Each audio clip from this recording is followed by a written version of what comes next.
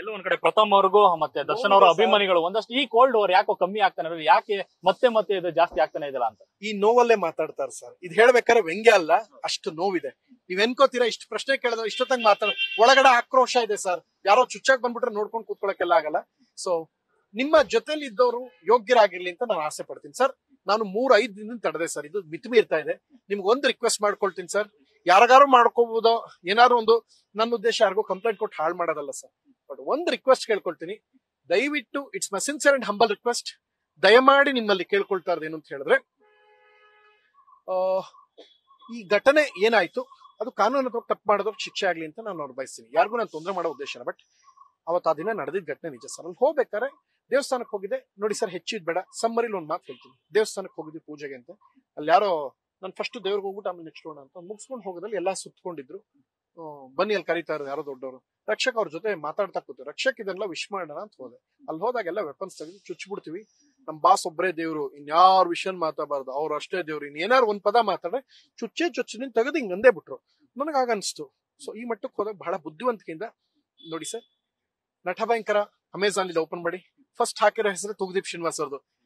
That's a respect I am showing towards Thoogudeep family. So hero ಕಲ್ ಮುಖ ಮುಸುಡಿ ಕಿತ್ತೋಗಂಗ್ eight ತಿನ್ನೋದ್ರ ಜೊತೆಗೆ ನಿಜವಾದ ನಟ ಭಯಂಕರ ತೂಗುದೀಪ್ ಅವರು, ಸುಧೀರ್ ಅವರು, ಧೀರೇಂದ್ರ ಗೋಪಾಲ್ ಅವರು, ವಜ್ರಮುನಿ ಸರ್ ಅಂತ ಹಾಕಿದೀನಿ. ಇದು ನಾನೊಬ್ಬ ಹಿರಿಯ ಕಲಾವಿದ ತೋರ್ಸೋಗೌರವ. ದಯವಿಟ್ಟು ಈ ವಿಚಾರದಲ್ಲಿ ಹೆಚ್ಚು ಚರ್ಚೆ ಬೇಡ, ನಮಗ್ ಸಮಸ್ಯೆ ಆಗದ್ ಬೇಡ ಸರ್, ನಿಮ್ಮ ಕೈ ಮುಗಿತೀನಿ, ಈ ವಿಚಾರ ಇಲ್ಲಿ ಬಿಟ್ಬಿಡಿ ಅಂತ ಹೇಳ್ಬಿಟ್ಟು ಎದ್ದೆ.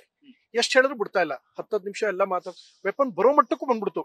ಯಾವಾಗ ಹೌದು ಆಯ್ತು, ಬಹಳ ಸ್ಮೂತ್ ಆಗಿ ಬ್ಯಾಲೆನ್ಸ್ಡ್ ಆಗಿ ಮಾಡ್ಕೊಂಡು ಹೊರಗಡೆ ಸರ್. ಅದು ಕಾಡ್ತಾರ ಸರ್ ದೇವಸ್ಥಾನ. ಇದಾದ ತಕ್ಷಣ ಅಲ್ಲಿ ದೊಡ್ಡಬಳ್ಳಾಪುರ ರಿಪೋರ್ಟರ್ಸ್ ಇನ್ಸ್ಪೆಕ್ಟರ್ ಮಾಹಿತಿ ಕೊಟ್ಟರು. ಆ ಇನ್ಸ್ಪೆಕ್ಟರ್ ಹೇಳಿದ ತಕ್ಷಣ ಸರ್ ವಿಷಯ ಅಥೆಂಟಿಕ್ ಅಂತ ಗೊತ್ತಾದ ತಕ್ಷಣ SP ಮಾಹಿತಿ ಹೋಗಿದೆ.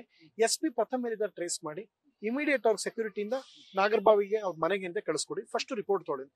ನಾನು ದೊಡ್ಡಬಳ್ಳಾಪುರ ಬಿಟ್ಟು ಮುಂದಕ್ಕೆ ಹೋಗ್ತಾ ಇದ್ದೀನಿ, ರಾಜನ್ ಕುಂಟ ಇನ್ಸ್ಪೆಕ್ಟರ್ ಫೋನ್ ಮಾಡಿದ್ರು. ಪ್ರಥಮ ಅವರೇ SP ಇಂದ ಮಾಹಿತಿ ಬರ್ತಾ ಇದೆ, ADSP ಅವರು ಫೋನ್ ಮಾಡಿದ್ದಾರೆ ಲೀಗಲಿ ಹಿಂಗ್ ಮೂವ್ ಮಾಡ್ಬೇಕು ಅಂತ. ಬಟ್ ಇದಾಗಿರೋದು ಪ್ರಥಮ ಅವರೇ ದೊಡ್ಡಬಳ್ಳಾಪುರ, ನಮ್ ಲಿಮಿಟ್ಸ್ ಬರಲ್ಲ, ನೀವು ಪಾಸ್ ಆಗ್ತಾ ಇರೋ ಒಂದ್ ಮಾತು ಬಂದು ಹೋಗ್ತೀರಾ, ನಮ್ಗೆ SP ಇಂದ ಇನ್ಸ್ಟ್ರಕ್ಷನ್ ಇದೆ ಅಂತ ಹೇಳಿದ್ರು. ನಾನು ಮಾತಾಡ್ತೀನಿ ದಯವಿಟ್ಟು ಸರ್, ಈ ವಿಷಯ ನಾನು ಮಾತಾಡ್ತೀನಿ. 2 days ಇಂದ ನಂಗೆ ಹುಷಾರಿಲ್ಲ, ನಾನು ಹುಷಾರ್ ತಪ್ಪಿಸ್ಕೊಂಡು ಬರಕ್ಕೆ ಅಂತ ಹೋದೆ. ಬಟ್ ನನಗೆ ಬೇಜಾರೇನ್ ಗೊತ್ತಾ, ಆ ನಡಿಬೇಕಾದ್ರೆ ಸಂಭಾಷಣೆ ನನ್ನಿಂದ 2 ಅಡಿ ದೂರದಲ್ಲಿ ರಕ್ಷಕ್ ಇದ್ರು, ಅವ್ರ ಜೊತೆ ಊಟಕ್ಕೆ ಕೂತಿರು.